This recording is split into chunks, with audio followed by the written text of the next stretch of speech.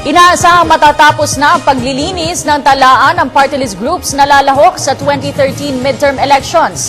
Tiniyak ito ng COMELEC kaugnay ng isinasagawang paghahanda para sa malinis at maayos na halalan. May ulat si Noel Perfecto. Tiniyak ni COMELEC Chairman Sixto Brillantes na matatapos ang paglilinis ng listahan ng mga party list groups sa lalong madaling panahon. Malinis sa mga grupong nais gawing katatawanan ng proseso ng halalan ng party list sa susunod na taon 2013 at matanggal ang taong nagsasamantala sa posisyon tulad ng mga dating opisyales ng gobyerno at miyembro ng mga powerful political clans.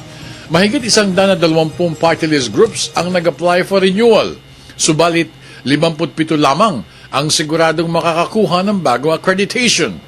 Ayon kay Chairman Brillantes, ang delisting ay bahagi ng kampanya ng COMELEC na malinis ang party list system. Simple lang ang aming ang purpose. We want to implement the provisions of the party list law as we interpret it.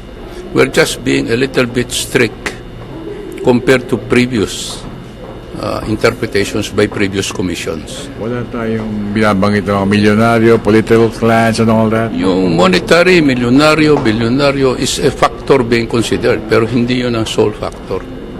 Nakakadagdag. Paano ka naman magiging marginalized kung multimillionaire ka?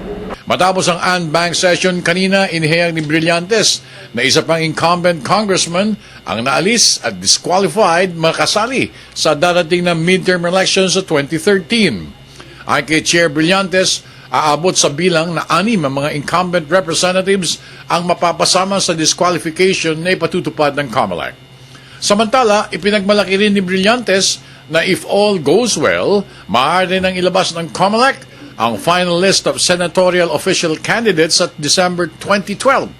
Ito'y matapos na tuluyan ng maalis ang mga tinaguriang colorful candidates o lalong kilala sa bansag na nuisance candidates sa hanay ng mga prospective senatorial candidates para sa midterm halalan. The resolution is going around already. We will be hearing them on October 18 and 19. Meron kaming hearing dito on all, hindi nuisance yun. Ang tawag namin doon, yun ang mga colorful candidates.